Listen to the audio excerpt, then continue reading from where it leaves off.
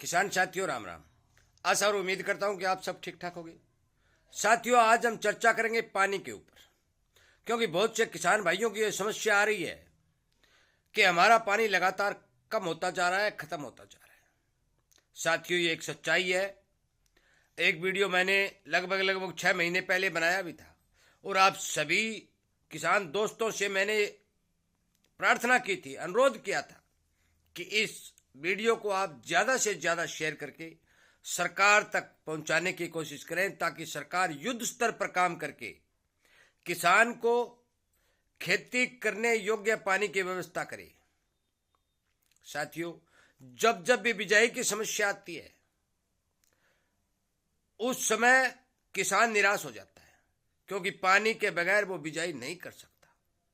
बरसात के समय में वो बरसात का इंतजार करता है और इंतजार करते करते कभी गेती तो कभी पछेती बिजाई कर लेता है, परंतु साडी की फसल की जब बिजाई होती है तो उसे संपूर्ण पानी की जरूरत होती है। उस पानी की जरूरत होती है जिस पानी में बीज का जर्मिनेशन ठीक हो, उगाव ठीक हो। साथियों, किसान के सामने ये एक बहुत बड़ी विकराल समस्या आकर खड़ी हो चुकी है। किसान बेचारा क्या करे? अब किसान ने 10-10 लाख रुपए लगाकर कहीं 2 इंची, कहीं 3 इंची, कहीं 1.5 इंची, राजस्थान की बात मैं कर रहा हूं, मध्य प्रदेश, महाराष्ट्र और गुजरात में भी कुछ जगह यही हालत है, हरियाणा और पंजाब के अंदर भी बहुत जगह यही हालत है। पानी खारा हो चुका है और खारा तो खारा, कई जगह तो पानी खत्म भी हो चुका है। आप झुंझुनू साइड जाएंगे, पिलानी राजगढ़ साइड जाएंगे, कोट्टा अलवर साइड जाएंगे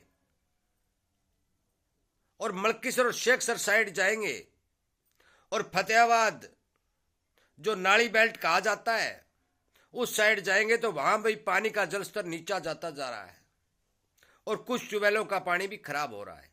ये बोर का पानी साथियों कितने दिन हमारा साथ देगा? मैं यही बात आपको समझाना चाहता हूं और मैं यही बताना चाहता हूं कि इस ट्यूबवेलों के पानी से खराब होती जमीन को कैसे बचाया जाए। और इसीलिए आपसे विनय निवेदन करता हूं कि मेरी इन सब बातों को सरकार तक पहुंचाने के लिए, सरकार के नुमाइंदों तक पहुंचाने के लिए ज्यादा से ज्यादा इस वीडियो को शेयर करके, ज्यादा से ज्यादा इस चैनल को सब्सक्राइब करके, इसके सामने वाली घंटी का बटन दबा करके एक संगठन बना करके और संगठन की आवाज बनाने का काम करें। साथियों, यदि आप सब बोलेंगे, सोशल मीडिया के ऊपर किसान की आवाज बोलेगी, तो सरकार को जरूर विचार करना होगा कि किसान को किसी न किसी तरह पानी उपलब्ध करवाया जाए। श्रीमान अटल बिहारी वाजपेयी जी ने एक योजना चलाई थी और उस योजना का नाम था नदियों का एकीकरण, और योजना के ऊपर काम भी चल रहा है, परंतु बहुत धीमी गति से चल रहा है कि कई बार पैसे की कमी आ जाती है, तो कई बार तकनीकी खराबी आ जाती है, कभी मशीनरी की कमी आ जाती है। परंतु लगातार 15वां 11वां 12वां वर्ष लग चुका है बीजेपी सरकार और बीजेपी सरकार की चलाई हुई मुहिम को युद्ध स्तर पर चलाने के लिए, उस पर जल्दी से जल्दी कार्य पूरा करने के लिए सरकार को जरूर कोशिश करनी चाहिए। और इसीलिए मैं विनय निवेदन करता हूं सभी किसान दोस्तों से कि आप अपने क्षेत्र में आने वाले हर नेता के पास, हर अफसर के पास इस बात को उठाएं कि हमें जैसे तैसे करके खेती करने योग्य पानी उपलब्ध करवाया जाए। यदि किसान को पानी मिलेगा तो किसान की जीवन रेखा चलेगी, यदि किसान को पानी नहीं मिलेगा तो किसान की जीवन रेखा चलने की कोई संभावना नहीं है। साथियों, और आज ये हालत है कि हमारे पीने योग्य पानी की भी कमी दिखाई देने लगी है। सरकार ने ड्रिप योजना चलाई है, टैंक योजना चलाई है, फुहारा सिस्टम चलाई है। ये सब पानी की पूर्ति करने के लिए सरकार प्रयासरत कर रही है। पूरी दुनिया का 4% पानी ही पीने योग्य भारत में है और जनसंख्या कितनी है? 250 करोड़। साथियों, पानी की कमी आना तय है। यदि समय पर सरकारों ने काम नहीं किया तो पानी की कमी पक्की आएगी। और एक बात आप नोट भी कर लें कि आज से आगे आगे मैं बार बार आपको आगाह कर रहा हूं कि जलवायु परिवर्तन के असर से भारत सूखा नहीं रहेगा और एकधार वर्षा नहीं होगी, खंड वर्षा होगी। और खंड वर्षा होने से पानी की कमी आएगी, जिसे कोई रोक नहीं सकता। परंतु साथियों, वीडियो लंबा नहीं बने, इसलिए मैं आपकी जमीन को खारे पानी से बचाने का एक तरीका बता रहा हूं। मैं ये नहीं कह रहा हूं कि आप इस तरीकों को ये अपनाएंगे तो आपकी जमीन की उपजाऊ शक्ति पूर्ण रूप से बहाल हो जाएगी, क्योंकि जहां जहां ट्यूबवेलों का पानी लगता है वहां वहां जमीन की उपजाऊ शक्ति खत्म होती जाती है, उत्पादन घटता जाता है। परंतु यदि हम इस जमीन के अंदर सल्फर और कैल्शियम का प्रयोग करते रहेंगे तो आप मान के चलो कि आपकी जमीन के अंदर जो हानिकारक सोडियम है, उस सोडियम को ये दोनों ही तत्व घोलते रहेंगे, और जब आप अच्छा पानी लगाएंगे, आप बरसात होगी तो ये जमीन में नीचे चले जाएंगे जहां तक पौधे की जड़ नहीं जा सकती।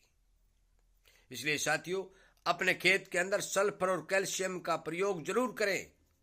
और इन दोनों ही तत्वों का प्रयोग किस तरह करें, कौन सी खाद में ये हैं, तो सबसे बड़ा स्रोत जो जिप्सम है उसके अंदर भी दोनों तत्व पाए जाते हैं। जिप्सम से अलावा आप एसएसपी सिंगल सुपर फास्फेट का भी प्रयोग अपने खेत में ये करेंगे तो उसमें 4 तत्व मिलेंगे। पहला तत्व फास्फोरस मिलेगा, सल्फर मिलेगा, कैल्शियम मिलेगा, और अब तो zinc coated SSP single super phosphate भी बाजार में मिलने लगी है। साथियों, मैं आपको बता देना चाहता हूं कि यदि आपने इस तरह के से इनका कॉम्बिनेशन नहीं बनाया और आपकी जमीन हार्ड हो गई, उपजाऊ शक्ति घट गई, तो आप मान के चलो कि उसे ठीक करने में वर्षों लग जाएंगे, पैदावार नहीं होगी। हमारी यही स्थिति मौके पर मौजूद है। बीटी नरमा आया था, जमीन की उपजाऊ शक्ति बहुत अच्छी थी, 25-25 प्रति एकड़ का नरमा निकलता था, परंतु आज वो 2 या 3 कुंटल 4 कुंटल में रह चुका है, क्योंकि जमीन की उपजाऊ शक्ति खारे पानी के कारण खत्म होती जा रही है। इसे बचाने के लिए हमें गोबर की खाद का प्रयोग करना पड़ेगा, परंतु गोबर की खाद किसानों के पास इतनी मात्रा में है ही नहीं कि वो इसकी पूर्ति कर सके। जमीन में कार्बन बढ़ाना पड़ेगा, परंतु जमीन में एकदम से कार्बन बढ़ाना संभव नहीं है साथियों, असंभव है। हमारी जमीनों के अंदर 0.2% कार्बन रह गया है, जो कि 0.7 होना जरूरी है। किसानों को हर तरीके से समझाने की कोशिश कर रहा हूं, हर बात पर जोर देकर किसानों को यह बात समझाने की कोशिश कर रहा हूं कि आप जागो। आप जागोगे तो आपकी कोई बात सुनेगा। यदि आप जागोगे नहीं, कुंभकर्ण की नींद सोए रहोगे, तो आपकी कोई बात सुनने वाला नहीं है। आप इधर उधर की बात, सड़क बना दी, गली बना दी, अनाज दे दिया, तेल दे दिया, मुआवजा दे दिया, इस तरह की बातों को छोड़कर पानी के ऊपर अपना ध्यान केंद्रित करिए। सरकार को पानी की व्यवस्था करने पर मजबूर करिए, अपनी आवाज को उठाइए। यदि आपके पास पानी होगा तो आपको किसी भी चीज की जरूरत नहीं पड़ेगी, आप जो मर्जी अन्न पैदा कर सकते हैं।